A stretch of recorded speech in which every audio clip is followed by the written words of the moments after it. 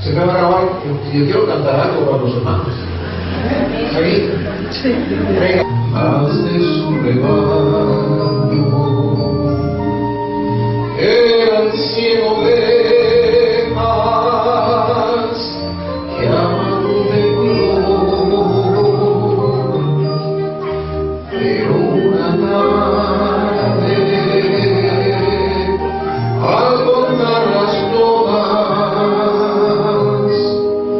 le faltaba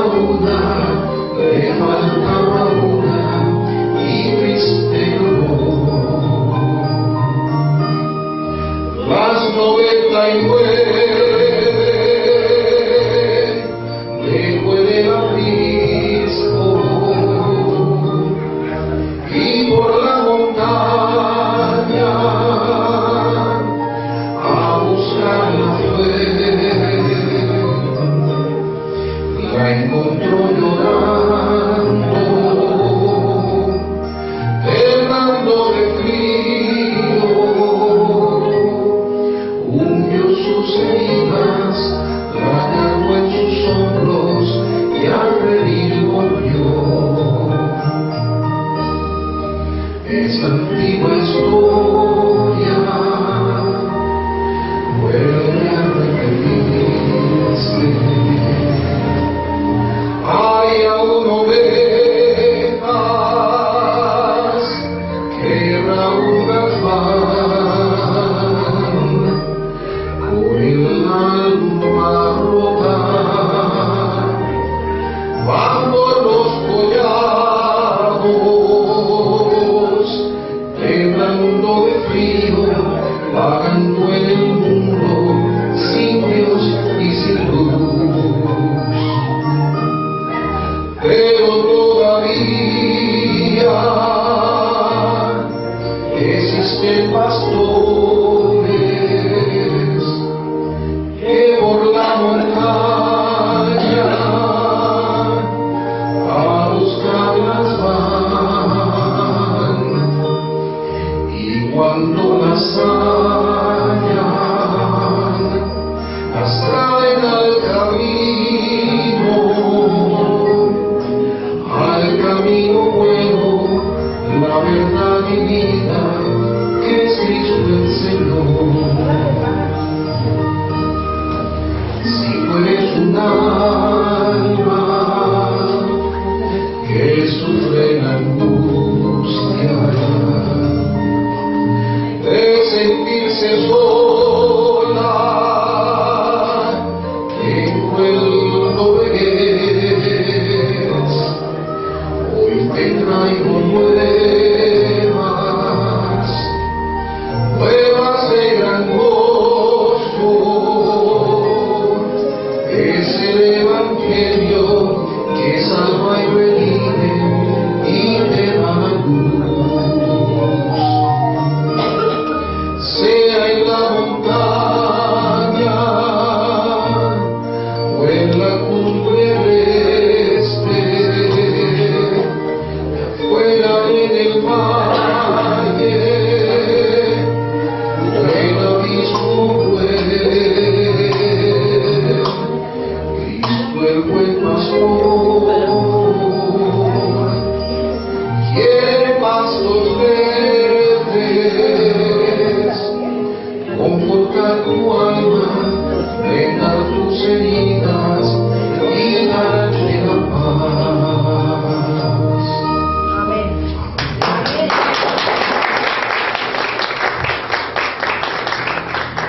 Bien, hermano, Dios le bendiga. Último día. Pero regresaron. Dios lo bendiga. Ha sido un placer estar aquí con su pastor, conocerlos a todos ustedes. Ya los amamos. Poco tiempo que tenemos aquí, los amamos. Los queremos ayudar tanto como podamos a ustedes. Ustedes digo, no solamente su pastor, todos ustedes. Y el Señor ha puesto una carga en mi corazón por lo menos comenzar a orar por ustedes y si Dios nos permite hacer un poquito más a lo largo del próximo año, ya su pastor en su momento les anunciará mejor lo que, la manera como nuestra iglesia y ese servidor podrían involucrarse en ayudarlos aquí en su iglesia. Alguien, hermano, y nos reunimos previamente antes del servicio, preguntó entre las cosas que conversábamos acerca de la música. Bueno, a mí se podrá dar cuenta que me gusta la música, me gusta cantar, me gusta tocar el instrumento, me gusta cantar con mi esposa. Antes cantábamos con todas nuestras hijas, pero ya una se nos fue, la otra está a punto de irse también, entonces quedamos nosotros solitos como al principio, ¿sí? Mi esposo y yo estamos cantando juntos desde los 15 años de edad. Desde los 15 años de edad cantamos juntos. Y eso significa que hemos cantado por 36 años. ¿Sí? Por 36 años hemos estado cantando juntos. Ya no lo hacemos tanto, les soy honesto. Ya yo no canto en la iglesia. Me dedico a predicar, enseñar y muy pocas veces canto. A veces canto con el coro con ellos, pero solo. Yo lo que tengo, no sé cuántos, 8 meses que no canto.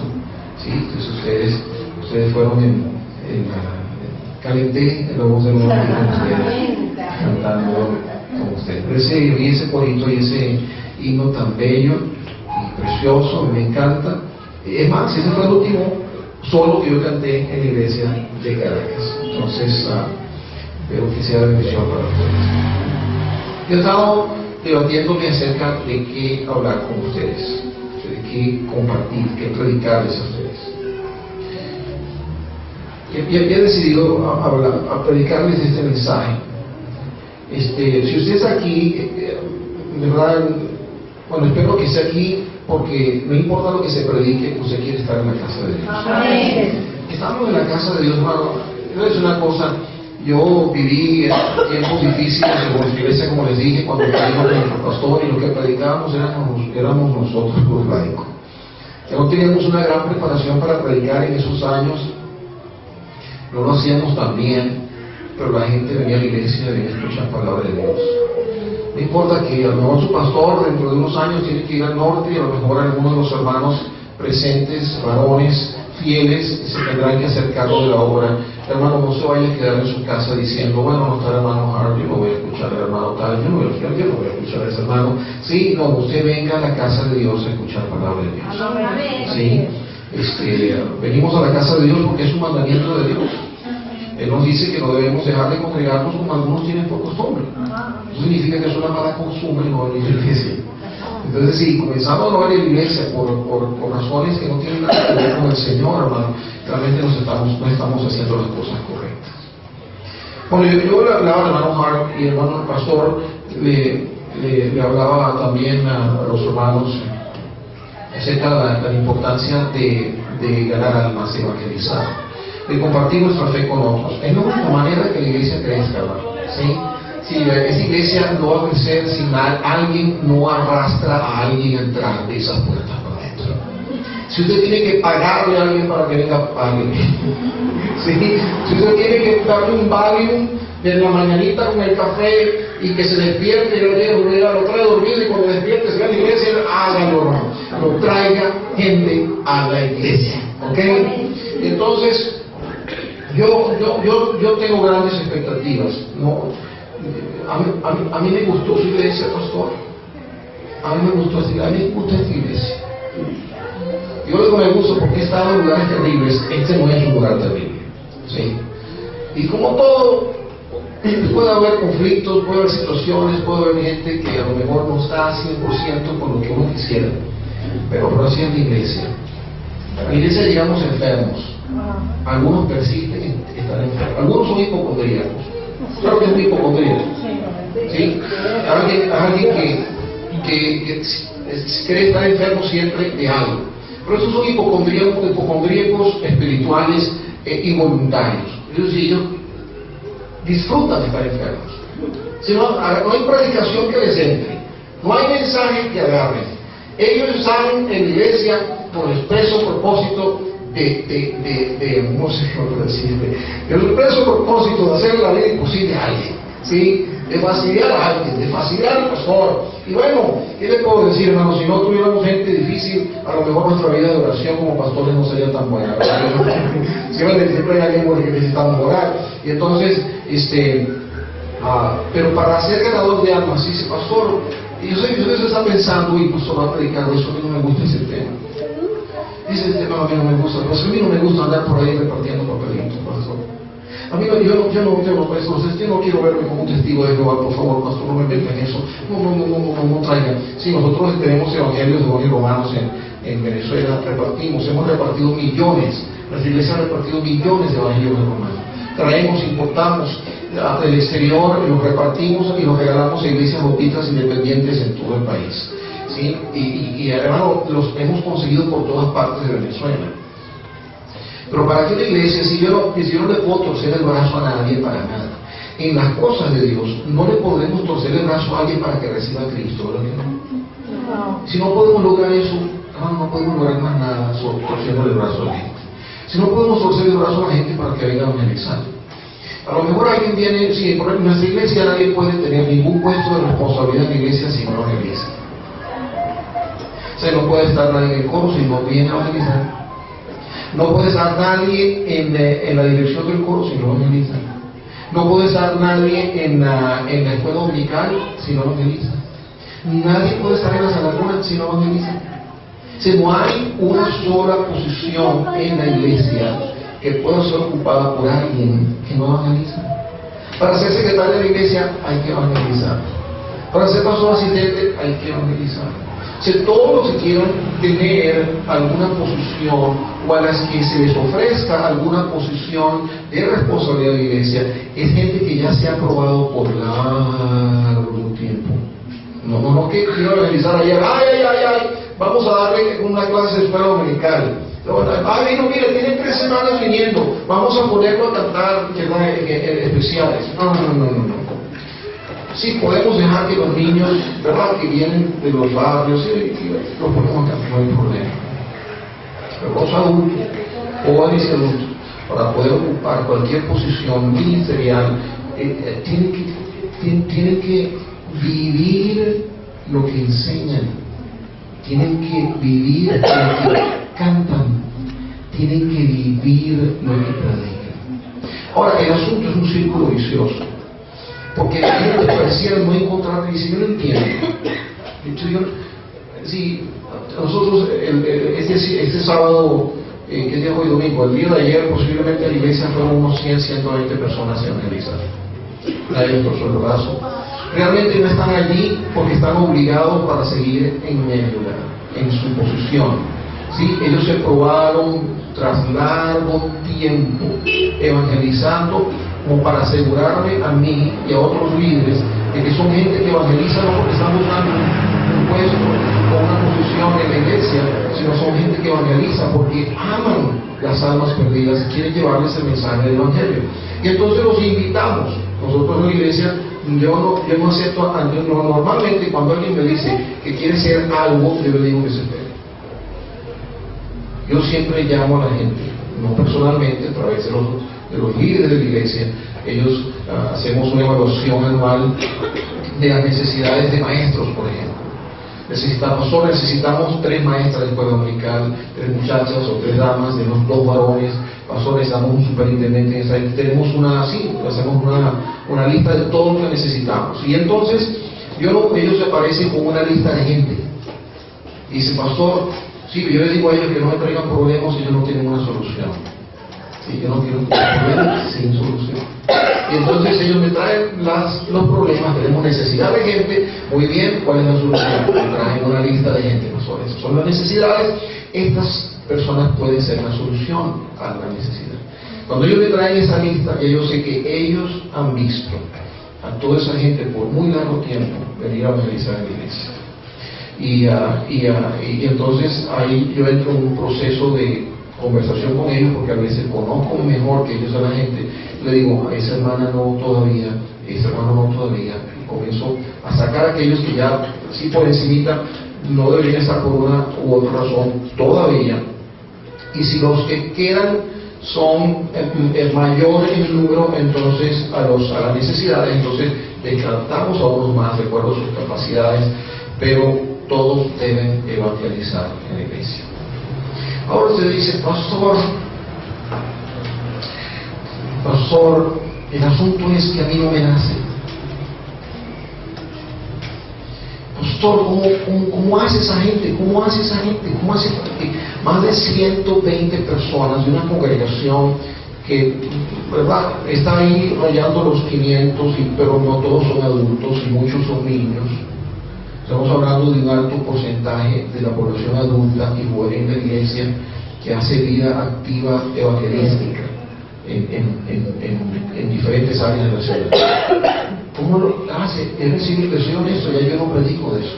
O sea, yo no predico mensajes, ¿verdad?, de esos que tiran lumbre del púlpito para maltratar a la gente y obligarlos a venir a evangelizar a los perdidos.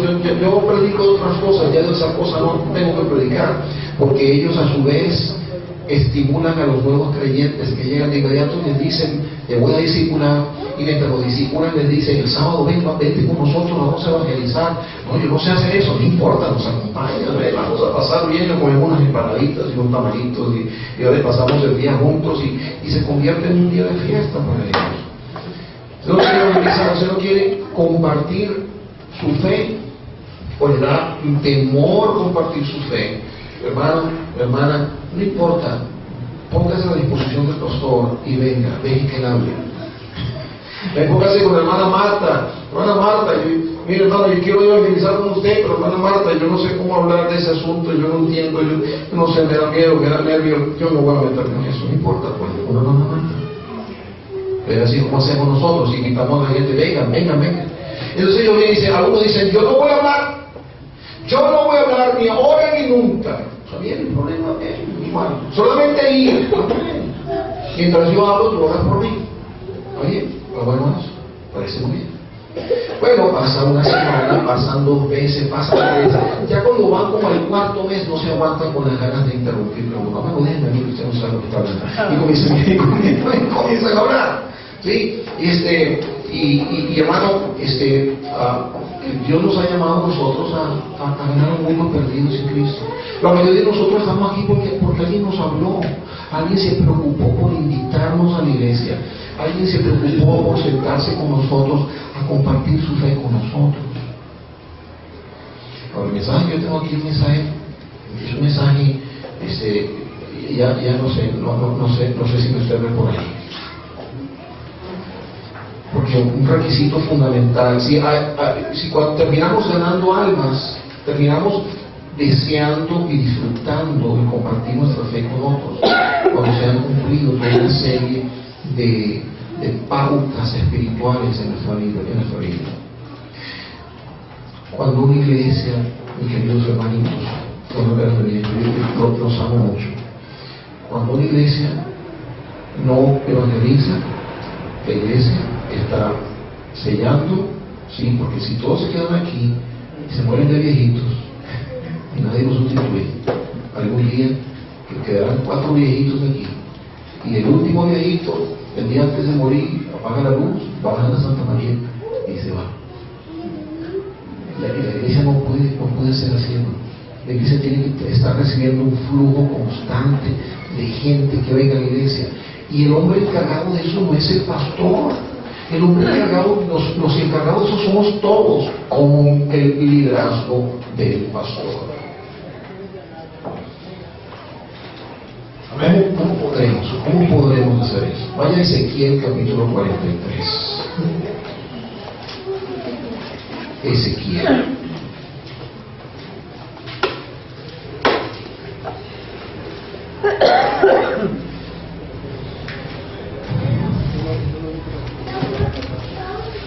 Ezequiel es un libro complicado. Ezequiel es un libro complicado. Pero si algo podemos aprender de Ezequiel, que nunca lo olvidemos, es lo que les voy a enseñar el día de hoy. ¿Ok? Capítulo 43 de Ezequiel.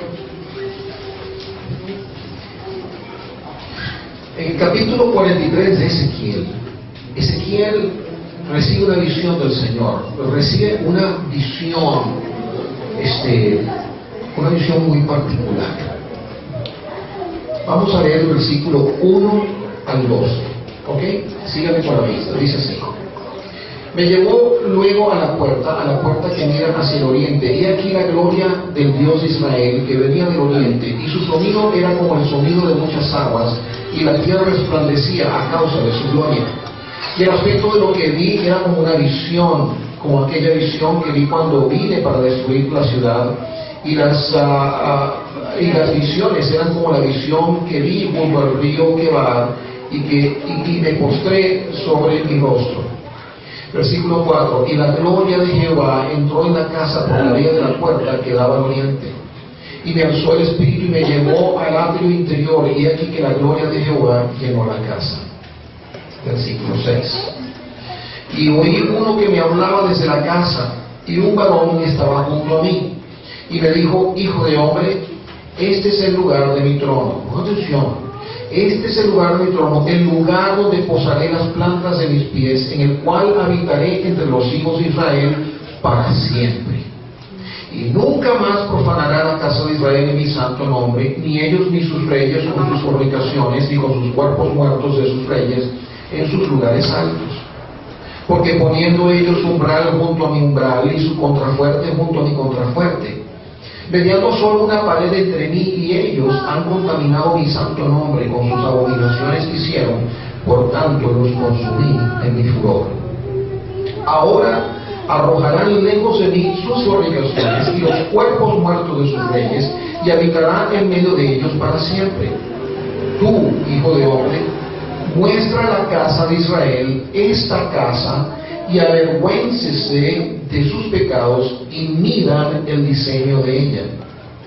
Y si se avergonzaren de todo lo que han hecho, hazles entender el diseño de la casa, su disposición, sus salidas y sus entradas, y todas sus formas, y todas sus descripciones, y todas sus configuraciones, y todas sus leyes, y descríbelo delante de sus ojos, para que guarden toda su forma y todas sus reglas, y las pongan por obra. Y el versículo central del mensaje es el versículo 12. Esta es la ley de la casa. Sobre la cumbre del monte, el recinto entero, todo en derredor será santísimo. He aquí, esta es la ley de la casa. ¿Cuál es la ley de la casa? Que todo será santo. Y quiero hablar de eso.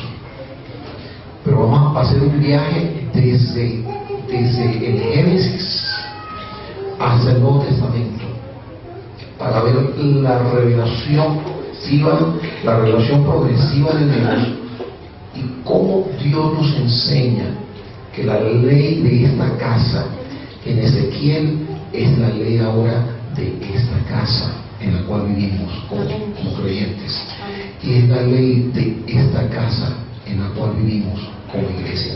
Es muy importante esta ley, porque si la ley de la casa no se cumple en ti como creyente, que eres templo del Espíritu Santo, y la ley de la casa no se cumple en ti, en ustedes como iglesia, mi querido hermano, no va a poder cumplirse con efectividad el deseo de Dios de hacer de esta una iglesia gloriosa. Entonces voy a ir despacito, voy a tratar, no quiero entretenerlos, pero quiero llamar su atención, quiero involucrarlos, ¿verdad? Y sumergirlos en la palabra de Dios para que veamos lo que Dios nos quiere decir. Vamos a orar primero. Dios, gracias te damos por reunirnos en tu casa.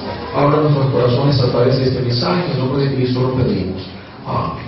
Bueno, hermano, aquí encontramos a Dios dándole una visión a Ezequiel, dándole las medidas del templo. Obviamente eso es una visión, y en una visión de este tipo, hermano, el lenguaje aquí es figurado en muchas áreas, ¿sí? Y creo que no habrá que en este lugar, que estas son las medidas de la casa de Dios, es lo que Ezequiel está diciendo.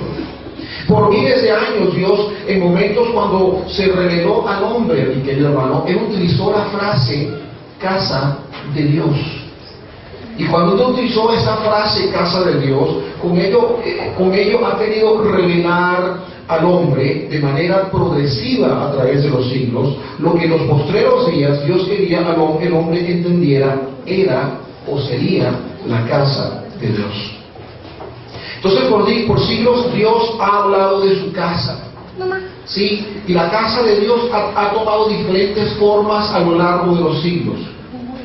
¿Se acuerdan cuando Dios estuvo con Jacob en Betel? Allá en Génesis capítulo 28. Vamos allá rapidito, vayan conmigo. Génesis 28. El primer libro de la Biblia. Génesis 28. Déjame guardar aquí Ezequiel, porque vamos a regresar. Y el capítulo 28 del libro de Génesis, del versículo 11 al 19, vemos a Dios aparecerse a Jacob allá en Betel. Fíjense lo que dice después que Jacob dio la visión, el versículo 16, y despertó Jacob de su sueño y dijo: ciertamente Jehová está en este lugar y yo no lo sabía.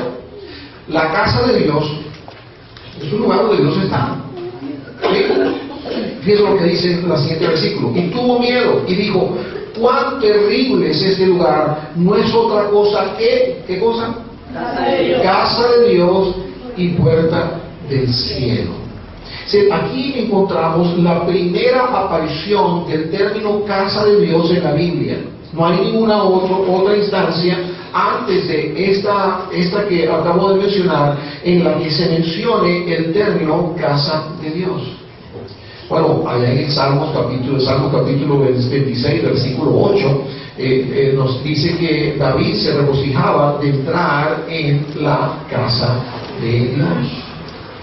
Y cuando David nos hablaba de entrar en la casa de Dios, en aquel tiempo el templo todavía no había sido edificado. Eso significa que el único lugar de adoración al cual él podía entrar y llamar la casa de Dios era el tabernáculo de reunión, que todavía estaba vigente en los años del rey David. Más tarde, en diferentes partes del Antiguo Testamento encontramos que la casa de Dios era el lugar donde la gente iba a buscar consejo de Dios, dar sus diezmos, dar sus ofrendas, ofrecer sacrificios a Dios allá en el templo. Entonces, el primer lugar donde Dios dio el término casa de Dios fue allá en Betel, en un lugar abierto. No había paredes, no había vitrales, no había ventanas, no había puertas. Era el lugar donde Dios había encontrado con él, casa de Dios. David llamó casa de Dios al tabernáculo de reunión. En diferentes partes del Antiguo Testamento se menciona al templo de Jerusalén como casa de Dios. Y con el tiempo, hermano, la definición de casa de Dios va tomando forma. Y encontramos que se hace el lugar donde Dios definitivamente ha puesto su nombre, el lugar donde Dios espera que nos ofrezcamos a nosotros mismos, el lugar donde buscamos consejo de la palabra de Dios. Cuando el Señor Jesucristo echó a los cambistas del templo, ¿qué fue lo que dijo?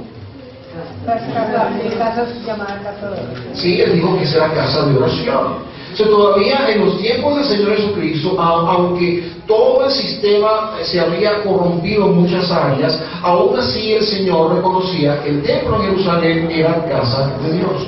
Ahora vayan conmigo 1 Timoteo capítulo 3. Nuevo Testamento, 1 Timoteo capítulo 3. Rapidito, te dice cuando llegue. ¿Ya llegó? Llegué primero. 1 Timoteo capítulo 3, versículo 15. Dice así, en el versículo 14: eso te escribo que tengo la esperanza de pronto verte, para que si tardo sepas cómo debes conducirte. ¿En dónde?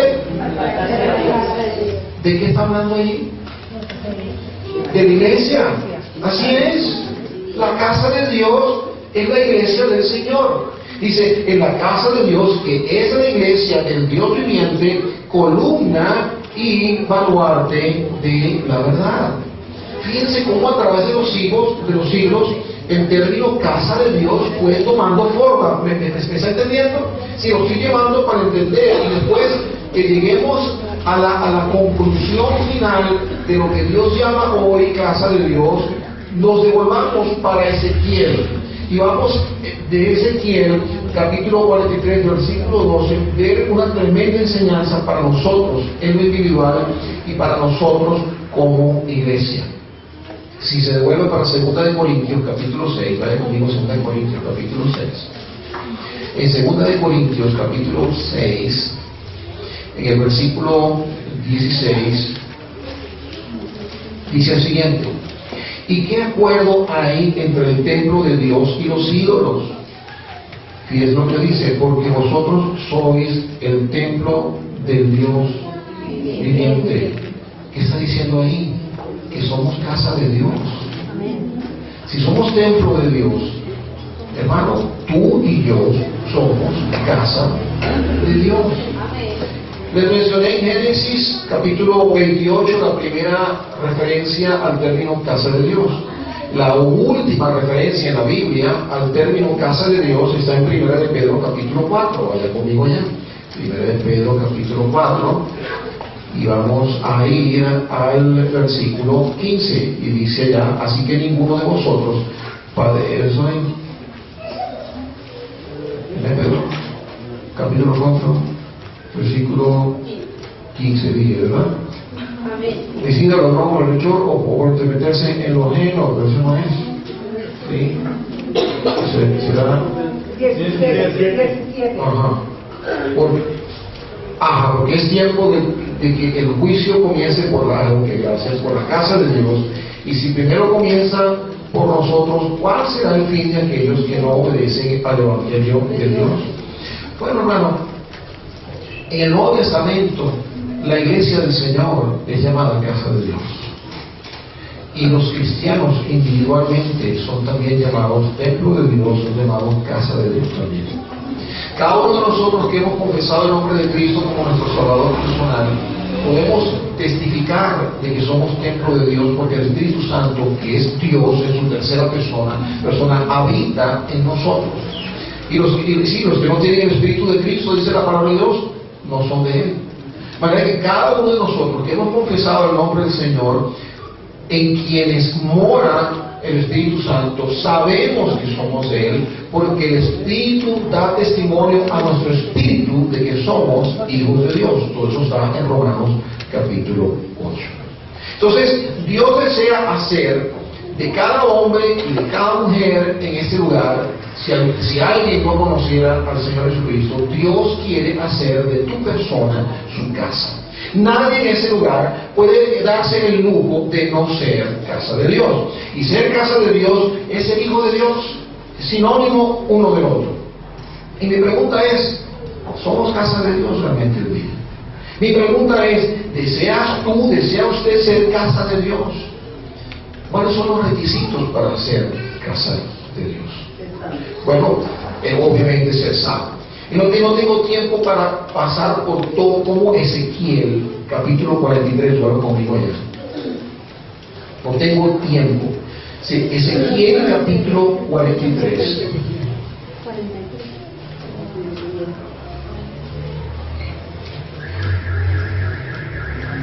Nos muestra de una manera espectacular, ¿cómo le explico? De una manera gloriosa en esta visión, todo lo que pasa en la vida del creyente. Aquí es Dios entrando al templo. Si ahí se nos muestra el Espíritu de Dios entrando en el templo que él veía en visión.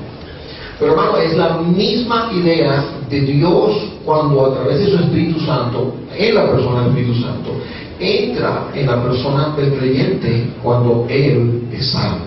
No voy a tener tiempo de dar ese mensaje completo y entrar en esos detalles, ¿sí? Lo que sí le puedo decir es lo siguiente: es que Dios ha decidido de que hay una ley para su casa, y esa ley es que todo dentro de su casa sea santo y sea santísimo. La gente hoy día no predica de santidad. ¿Sí? Ahora, sí, y es como le digo, si alguien quiere vivir de una manera santa, siempre habrá alguien por allí que diga que es un legalista. ¿Les ha dado por eso? Entonces, si usted le pregunta qué significa vivir de manera santa, ellos dicen que es una condición del corazón. Es algo que está por dentro.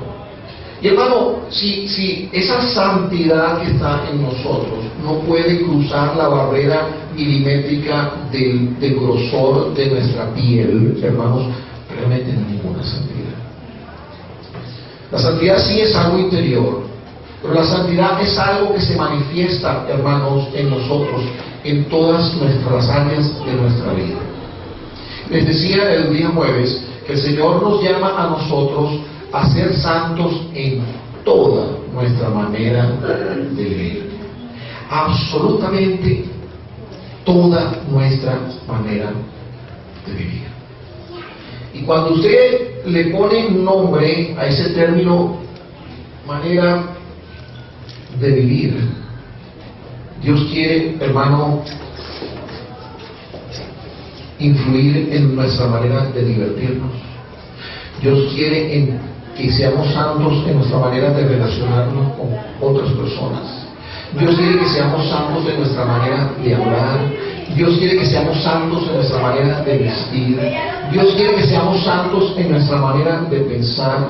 Dios quiere que seamos santos padres en nuestra manera de criar a nuestros hijos. Dios quiere, hermanos y hermanas casados aquí presentes, Dios quiere que seamos santos en la manera como llevamos nuestra relación con nuestra esposa o con nuestro esposo. Para ustedes que están solteros, sean señoritas o sean caballeros, Dios nos dice en su palabra en 1 Tesalonicenses capítulo 4 de que el hombre debe procurarse su esposa en santidad y honor.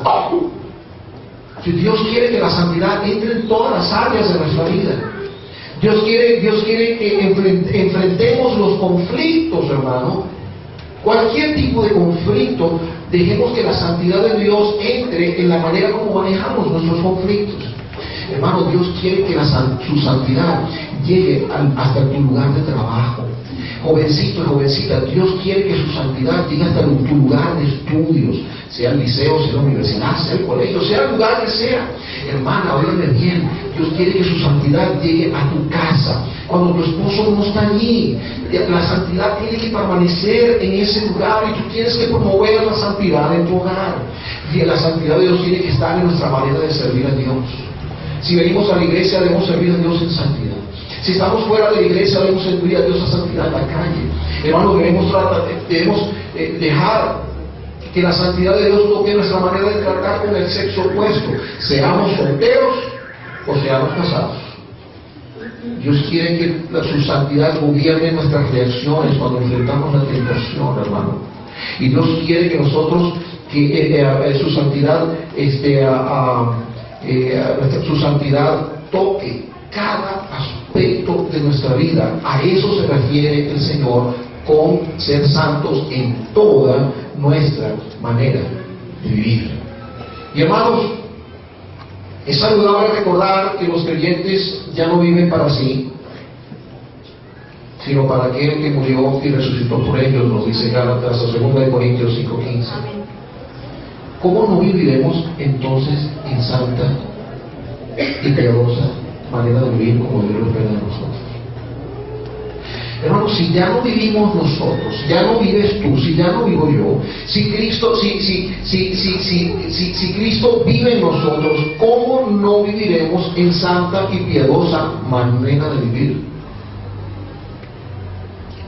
Si, como decía antes, si el que no tiene el Espíritu de Cristo no es de Él,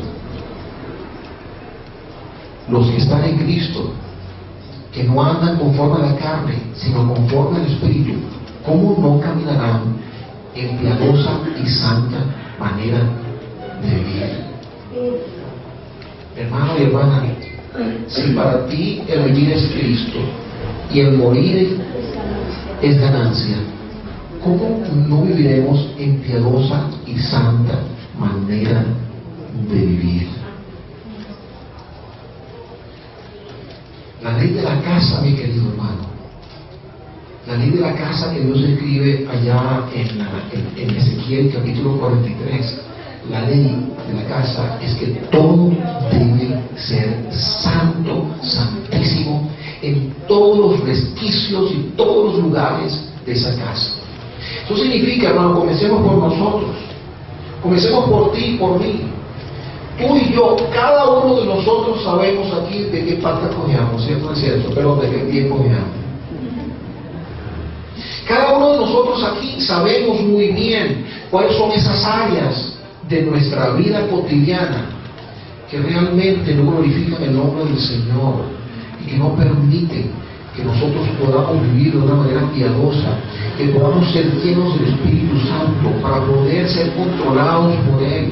Y entonces, mi querido hermano, sabrías muy bien lo que significa ir a ganar a otro para Cristo, con un corazón limpio, lleno del Espíritu Santo y vestido del poder de Dios para poder compartir tu fe con otros. Oye, lo siguiente. La mayoría de la gente, de los cristianos, oídme bien, la mayoría de los cristianos se van al cielo sin jamás haber visto un avivamiento. Lo repito, la mayoría de los cristianos se van al cielo sin jamás en su vida haber visto un avivamiento. Nadie aquí debe estar conforme con esa situación. Todos aquí deben tener un anhelo espiritual profundo de ver un avivamiento espiritual personal y un avivamiento espiritual de esta iglesia. Y todo comienza por uno solo como individuo en esa iglesia. Solo comienza con una persona que quiera vivir en pureza y santidad, llenando de santidad todo. La santidad no es algo místico, ¿sí? La santidad no es algo que ganamos, ¿verdad? Con los pies cruzados y sí, así nos vemos santos. Pastor, ¿cómo nos hacemos santos? Somos santos, hermanos, simplemente tomando los mandamientos de Dios y cumpliéndolos. Somos santos viviendo los principios de la palabra de Dios. Somos santos creyendo en las promesas de Dios. Somos santos teniendo comunión con nuestro Padre a través de la oración.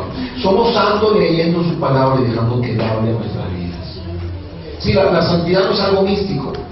La santidad no es algo que recibirás en alguna iglesia pentecostal por ahí, donde la música está bien manipulada, donde las emociones se manosean las emociones y finalmente la gente cae rendida emocionalmente ante algo que fue programado. No, mi hermano.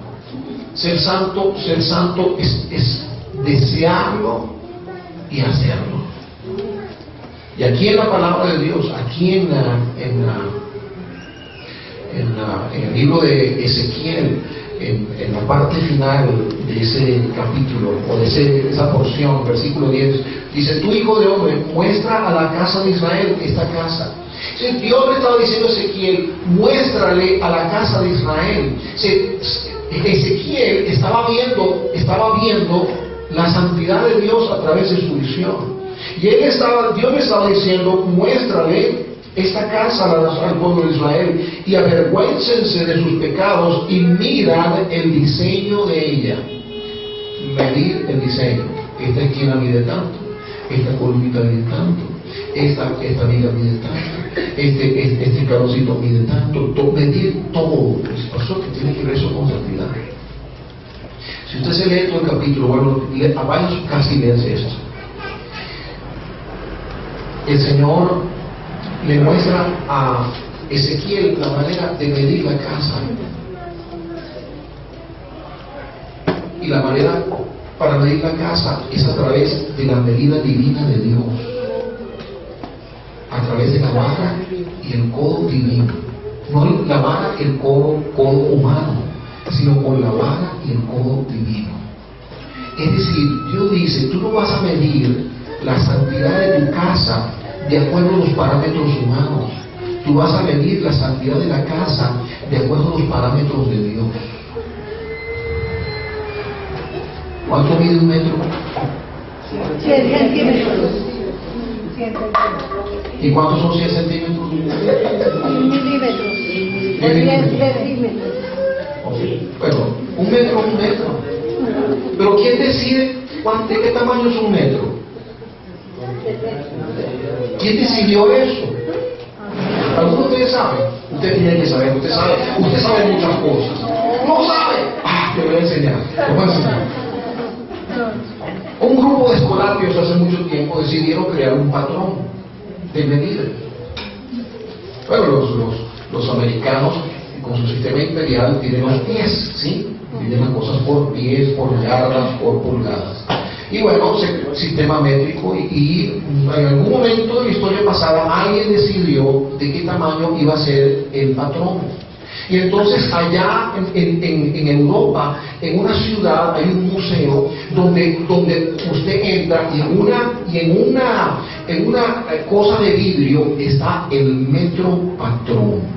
Si todos los metros del mundo tienen que medirse de acuerdo a ese metro. Yo tengo en mi casa una cinta métrica, y si yo quiero saber si esa cinta métrica es ajustada a la realidad, yo tengo que agarrar un avión, no sé, Zurich, yo no sé qué país de Europa, entrar al museo y ponerme a medir mi cinta métrica de acuerdo al patrón que está allá en Europa. De manera que hay un metro patrón. ¿Sí?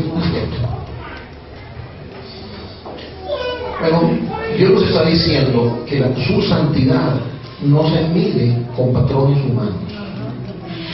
Obviamente no podemos medir santidad en metros, pero cada uno de nosotros tiene una medida humana y mental de lo que es santo.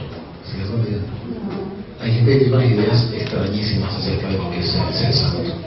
Hay algunos que creen que ser santo es estar vestido de blanco. ¿Sí? Hay algunos que piensan que ser santo es venir todos los días a la iglesia. Porque no sé qué tiene semejantes cosas, pero bueno, y así hay cosas extrañas de lo que es ser santo. Pero Dios está diciendo, sí, la medida de la santidad no es el hermano pastor My Heart. La medida de la santidad no está en Caracas, Venezuela, la Iglesia Bíblica Bautista de Salem, y se llama Víctor Páez. Si Dios dice, la medida de la santidad no es un señor llamado Benedicto allá en el Vaticano, ¿sí? Que es el Papa de los católicos. Dios está diciendo, en este mundo no hay una medida capaz de medir mi santidad. El único medida patrón, el único metro patrón de santidad está en el cielo, y su nombre es nuestro Señor Jesucristo. Amén. Hermano, mire, usted el que alardea de santidad ya la arregló. ¿Sí? Ya está listo. ¿Lo echapeo de él? ¿Sí? Yo predico de santidad, pero yo nunca alardeo de eso. Porque yo siempre me quedo corto de lo que Dios espera de mí. Y mientras yo le predico de santidad, usted tiene que entender de que yo no quiero hablar de reglas, yo le quiero decir de que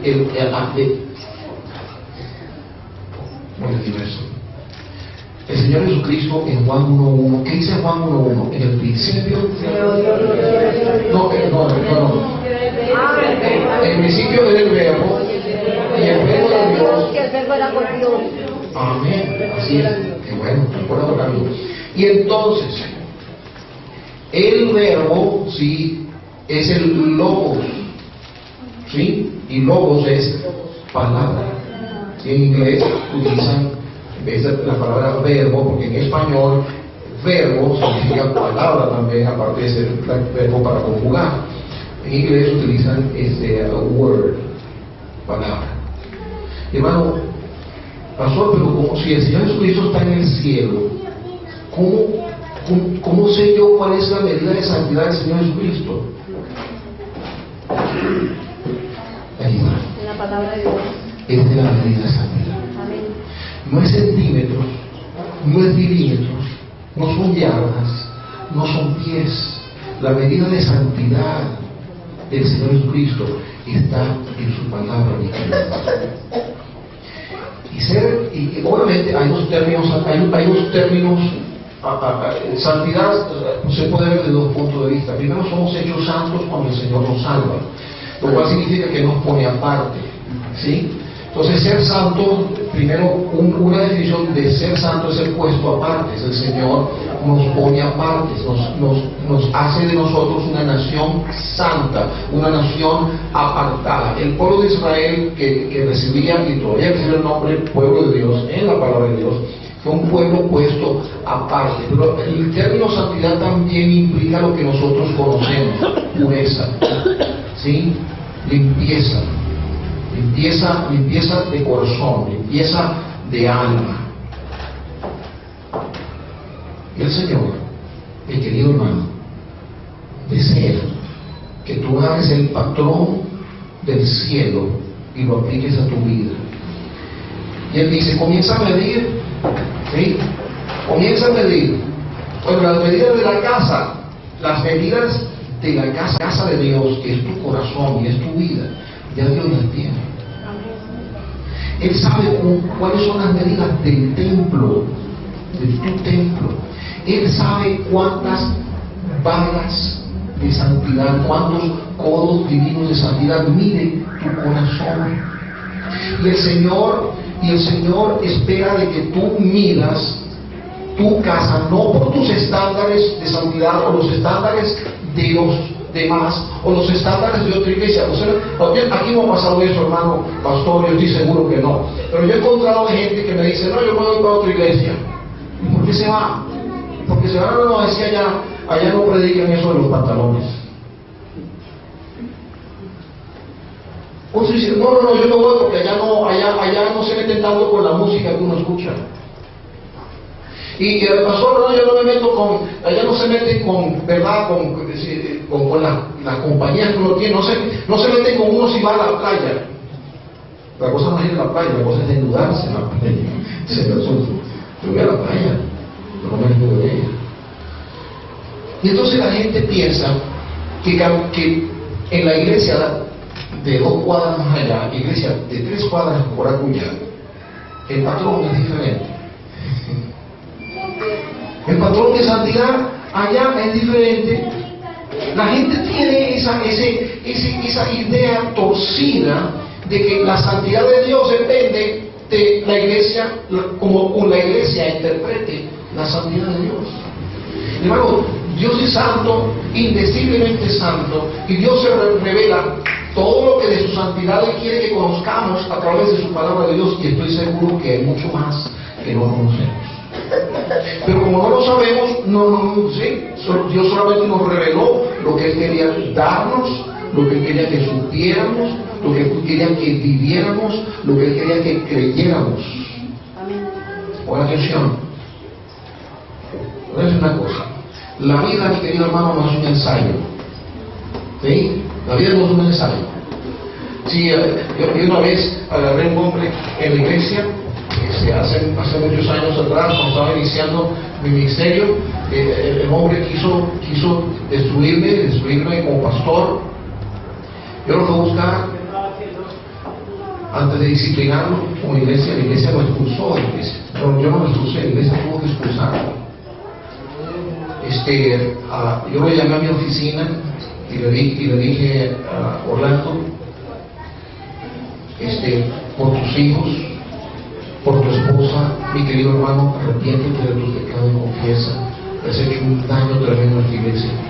Pero a pesar de todo el daño que tú le has hecho a esta iglesia, hermano, te amamos con el amor de Cristo. Si tú no te arrepientes, hermano, a pesar de todo lo que te amamos, la Biblia dice que es lo que se debe hacer con un hombre que ha hecho lo que tú quisiste hacer y no lo lograste.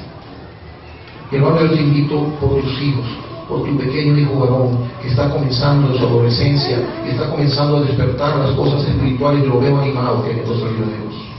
Le dije: por tu hija que ya es una señorita, que necesita un lugar donde se predique palabra de Dios y tener todas las oportunidades del mundo para sobrevivir en un mundo malvado y perverso. Te lo pido por tu esposa, Orlando, por favor, arrepiente. Hermano, mire, yo no jamás en mi vida he llorado tanto. Tenía hombres que me acompañaban.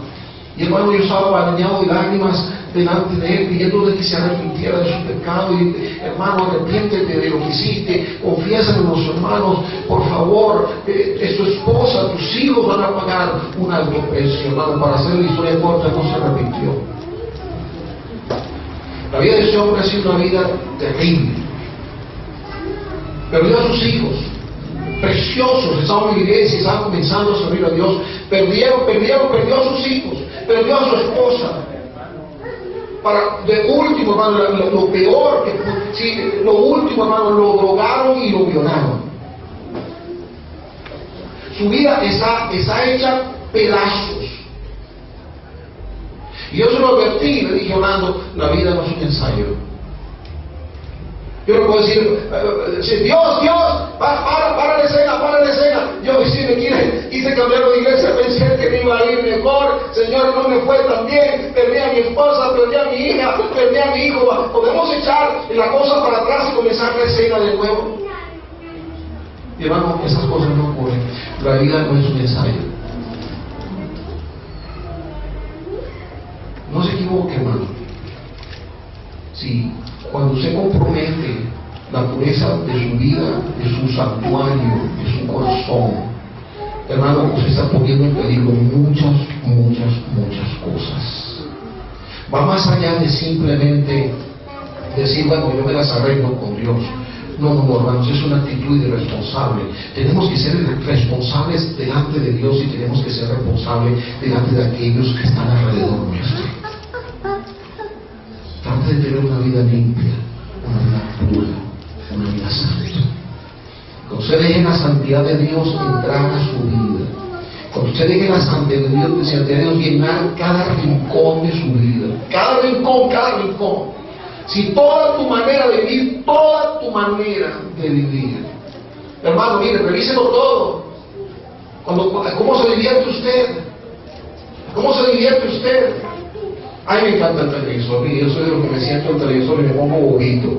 Me puedo quedar 3 horas ahí. Miro el televisor, hermano, ya he pasado 3 o 4 horas sentado frente a ese televisor. Y hermano, dice, mire, yo me recuerdo, estaba en el trabajo, en un jueguito de esos de computadora, ¿sí? Era un pollito que brincaba y marcaba, y yo me ponía a jugar, y eso pasaba 1 hora perdiendo mi tiempo en ese asunto. Bueno, no perdía mi santidad jugando con el pollito, pero viendo televisión perdía muchas cosas. Y antes de ser pastor, mi esposo y yo decidimos, los dos juntos, que íbamos a comenzar a llevar santidad como pudiéramos, de manera balanceada, de manera bíblica, a cada cosa, cada rincón de nuestras vidas. Y comenzamos, hermanos, por controlar el televisor. Y Dios comenzó a hacer cosas maravillosas en nosotros, simplemente aislándonos de la contaminación que entra a través de la pantalla del televisor. Dios comenzó a hacer cosas maravillosas en nuestras hijas. Porque qué difícil es, hermano, qué difícil es mantener la pureza de nuestras hijas viendo novelas. Qué difícil es. Porque las novelas son el medio de entrenamiento para que forniquen, para que adulteren después de estar casadas. Así es. Son el medio a través del cual los varoncitos se vuelven homosexuales, en algunos casos, o se vuelven mujeriegos por el otro. Y nosotros decidimos parar ese televisor, porque hermano, si alguien llega a su casa y toca la puerta, y se aparece una pareja ahí en la puerta y dice, Señor, mire, perdone que lo moleste, usted no me conoce, pero yo quisiera, que viene aquí a hacer una petición, y usted le dice, bueno, dígame caballero, ve muy decente la persona, y nosotros quisiéramos entrar a la sala de su casa, y quisiéramos besarnos, y manosearnos, y incluso si pudiéramos tener sexo en la sala de su casa. Usted agarraría un bate y lo sacaría de la puerta de su casa, lo correría, ¿verdad? Para no verlo más nunca, ¿cierto o no es cierto? Pero eso es lo que hacemos cada vez que prendemos el televisor, hermano. Traemos impureza y fornicación y adulterio a la sala de nuestra casa, y por eso ponemos eso delante de nuestros hijos. Algunos de ustedes todavía no han despertado de la realidad después de haber perdido una hija que escapó de casa para ¿verdad?, fornicar ya fuera de su hogar, de que estuvo siendo entrenada para eso durante todo su crecimiento. Bueno, no sacamos el televisor de la casa, pero controlamos el televisor en casa. Y así comenzamos a tocar cada cosa, revistas, libros, periódicos, que no sé aquí, pero ya los periódicos vienen con mujeres desnudas en la parte de atrás. Yo decidí que yo me iba a comprar un periódico que tuviera una mujer desnuda en la contraportada de la portada, o una mujer adentro encantada. Yo decidí que me iba a hacer eso más. Hermanos, usted no tiene que decidir lo que yo decidí. Yo simplemente decidí que quería traer santidad a mi vida. Yo le dije que yo era un hombre de negocios, yo era ingeniero y era socio de la compañía ya al final de mi carrera, antes de entrar al ministerio. Mire lo que pasó. Porque yo era gerente general, era director de la empresa. Y los grandes negocios, hermanos, yo no sé cómo se cierran en Colombia, pero en Venezuela los grandes negocios se cierran en un buen restaurante, invitando a los altos ejecutivos de las empresas. Aquí se hace igual. Bueno, hermano, yo decidí traer santidad a mi vida y de repente me di cuenta, hermanos, de que cuando iba a invitar a esos altos ejecutivos, yo todavía recuerdo la última gran venta que yo hice fue de $1 millón. Vendí $1 millón al Banco del Caribe, allá en Venezuela. Yo quería cerrar ese negocio, hermano. Yo quería cerrar ese negocio. Bueno, yo invité al ejecutivo, el brazo decisorio que decía, va. Y yo me invité a almorzar. Y hermano, fue la última vez. Yo dije, Dios, perdóname, porque lo hice muchas veces y no me di cuenta cuánto yo estaba dañando tu gloria y manchando tu imagen, poniendo delante del impío el alcohol, el whisky que él quería tomar antes del almuerzo. Y en el almuerzo yo le dije que yo era cristiano. Bueno, no perdí el negocio, pero no quisiera almorzar más nunca conmigo. Y mira lo que pasó, hermanos y hermanas, ya yo no podía ir a almorzar con gente para hacer algún negocio. Mi conciencia no me lo permitía. Yo había decidido que mi vida iba a contar para Dios, iba a llevar santidad de Dios de una manera balanceada, sencilla, simplemente como Dios dice. Bueno, Dios me llamó al ministerio, o sea, Dios no le quedó más remedio que utilizar. Dice, mira, me llamaron al ministerio, porque realmente yo quería agradar a Dios, siendo un laico, no siendo su pastor. Ya siendo pastor, obviamente, ya cuando he pastorado muchas otras áreas de mi vida, yo quiero que su santidad, su palabra, el hisopo, ¿sí?, de su mano limpiando cada área de mi vida. Yo no le puedo decir que soy puro, soy perfecto, soy muy lejos de eso. Y vendrá un día en que la presencia de Dios será perfecto y usted también. Amén. Pero Dios no te puede usar aquí mientras seas un vaso sucio.